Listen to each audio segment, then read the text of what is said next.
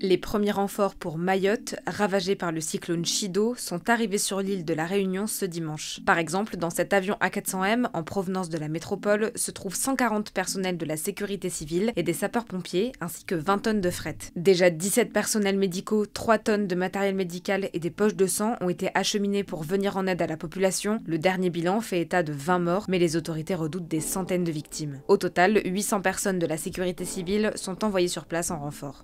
Beaucoup de difficultés sont rencontrées pour acheminer l'ensemble des personnels et du matériel nécessaire à la mission de secours aux victimes sur l'île de Mayotte. En effet, Mayotte est presque coupée du monde. Le principal aéroport de l'archipel a subi d'énormes dégâts et ne peut donc pas accueillir de vols commerciaux. Un pont aérien et maritime a donc été mis en place pour acheminer des ressources et du personnel à Mayotte. L'aide doit d'abord atterrir sur l'île de la Réunion avant de rejoindre Mayotte, située à 1400 km de là, ce qui représente entre 3 et 4 heures de vol ou plusieurs jours de navigation. 2 avions légers sont chargés d'effectuer la rotation aérienne entre la Réunion et Mayotte. La rotation maritime est assurée par un navire de la Marine nationale type Champlain qui transporte actuellement du matériel militaire, du matériel EDF et des vivres. Une situation extrêmement chaotique, des destructions immenses et donc un préfet qui est à la manœuvre pour rétablir ou maintenir l'ordre public et assurer l'approvisionnement, le retour de l'eau courante et puis dans un deuxième temps il y aura la reconstruction.